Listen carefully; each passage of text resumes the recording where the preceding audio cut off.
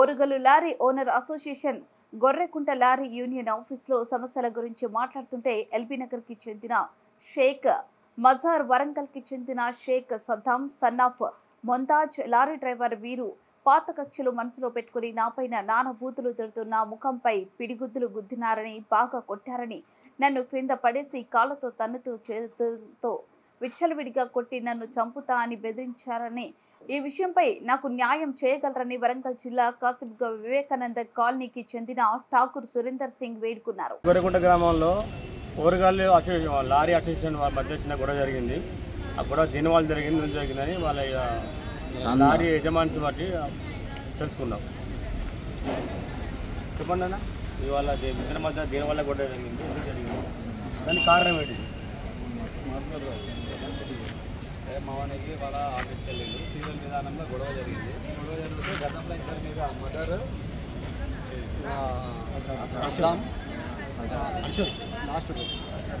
Sir వీళ్ళు ముగ్గురు కలిసి గతంలో కూడా వాళ్ళ మీద పిటిషన్ చేయడం జరిగింది. అదే సీరియల్ విధానంలో వీళ్ళ మీద దాడి చేయడం జరిగింది. గతంలో నేను వేస్తే ఎస్ఐ గారు ఏం చేసేయాలంటే కేసు పెట్టి పంపించడం జరిగింది. మొన్న కూడా వారం రోజుల క్రితం మళ్ళీ ఒకసారి గొడవ పెట్టుకొని నేను కొట్టాలని ట్రై చేసింది.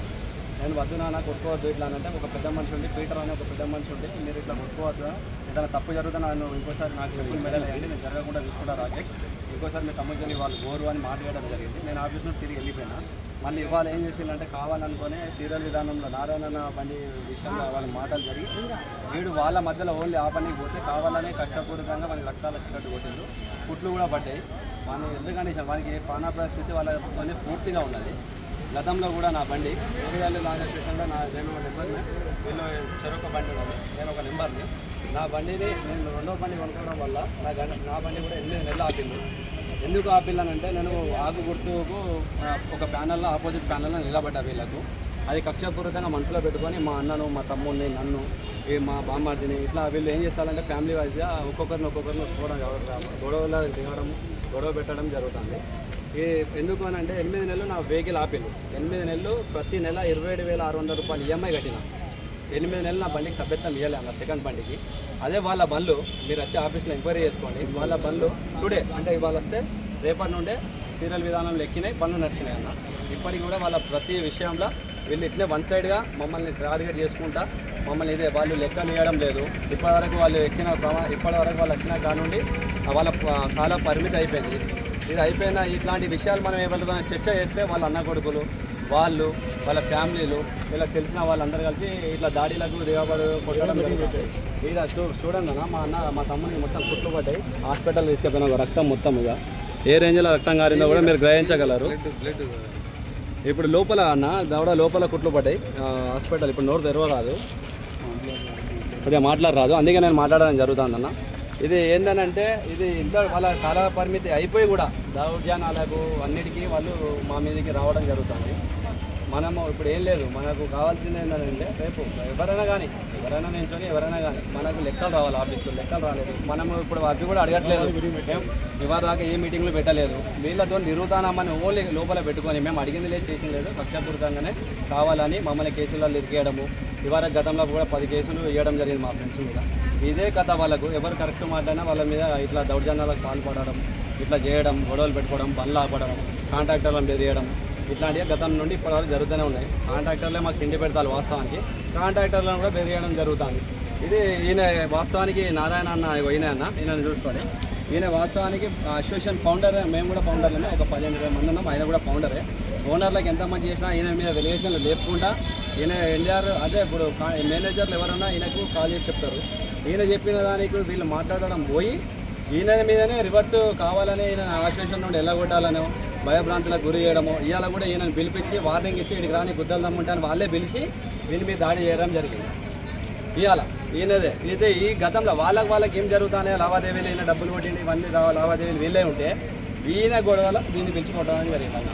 ఇది మనకు అసోసియేషన్లో జరిగేది ఈ విధానం. Orugallu lorry association Gorrekunta. నా పేరు రాకేష్.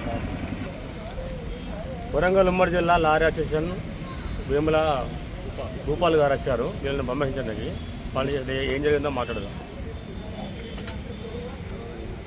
ముఖ్యంగా ఈరోజు మా తోటి మిత్రులైన లారీ యజమానులకి గడబళ్ళు గొడవలు కొట్లాటల దశలో ఓరుగల్ లారీ ఓనర్స్ అసోసియేషన్లో జరుగుతుందనే తక్షణమైన ఇన్ఫర్మేషన్ మీద అసోసియేషన్కి ఇచ్చేసి అదేవిధంగా పోలీస్ స్టేషన్కి వెళ్ళి మళ్ళీ ఎంజిన్ తీసుకురావడం జరిగింది. సుమారు 4 నుంచి 5 ఇళ్ళు పడడం జరిగిందనే డాక్టర్లని అడిగితే తెలియడం జరిగింది. ముఖ్యంగా లారీ యజమానులకి నేను ఇచ్చే సందేశం ఏంటంటే లారీ ఓనర్లో అంటే లారీ కుటుంబం, లారీ కులం అది. కానీ ఈ లారీ కులంలో అన్ని కులాలకు సంబంధించిన వ్యక్తులు ఉంటారు. అట్లా కాకుండా కులమత భేదాలు కొంతమంది సృష్టించి ఇలా విభజన చేసి లారీ యజమానుల మధ్య చిచ్చులు పెట్టి గొడవలకి సృష్టించి గొడవల వాతావరణం పోవడం చాలా బాధాకరం. ఇలాంటి పరిస్థితి ఎవరు తెచ్చినా కూడా వాళ్ళకి చట్టరీత్యా చర్యలు తీసుకొని లారీ యజమానుల వెంట ఎప్పుడు కూడా వరంగల్ జిల్లా లారీ అసోసియేషన్ అధ్యక్షునిగా నేను, తెలంగాణ రాష్ట్ర కోశాధికారిగా రాష్ట్ర అధ్యక్షుడు మంచిరెడ్డి రాజేందర్ రెడ్డి గారి ఆధ్వర్యంలో లారీ యజమానికి ఎక్కడ అన్యాయం జరిగినా మేము వెన్నంటే ఉండి వాళ్ళ యొక్క సమస్యల్ని ఇప్పుడు కూడా మేము పోరాడదామని చెప్పేసి సందర్భంగా తెలియజేస్తూ, లారీ యజమానులు గత 2 సంవత్సరాల 10 నెలల కాలవ్యాపం అయిపోయినా కూడా 2 సంవత్సరాల పీరియడ్ అయిపోయినా కూడా 10 నెలల నుంచి అదే దుర్వినియోగం చేసుకుంటూ అడిగిన వారిపై ఇట్లా దాడులు చేసుకుంటూ చేయడం చట్టరీత్యా ధర్మం కాదు అని చెప్పేసి మేము కన్సల్ పోలీస్ స్టేషన్లో కూడా రేపు పొద్దున పెద్ద ఎత్తున మెజార్టీ సంతకాలు తీసుకొని అడగంటి వేసి లారీ యజమానుల సొమ్ములు ఏదన్నా కూడా పైసల రూపకంగా లెక్క రూపకంగా అడగంటికి అప్పచెప్పి ఇలాంటి గొడవలు జరగకుండా మళ్ళీ పునర్నిర్మాణం కాకుండా కన్సల్ పోలీస్ స్టేషన్కి మరోసారి ఫిర్యాదు చేసి ఈ రకంగా లక్ష్యపూర్వకంగా చేసుకుంటే లారీ యజమానులు ఊరుకునే పరిస్థితి లేదు. దయచేసి అందరం కూడా ఒకటే కులం ఒకటే కుటుంబం, దీన్ని మీరు దృష్టిలో పెట్టుకొని దాడులు పనిచేసి లారీలు నడిస్తేనే పుట్టలు గడవట్లేదు.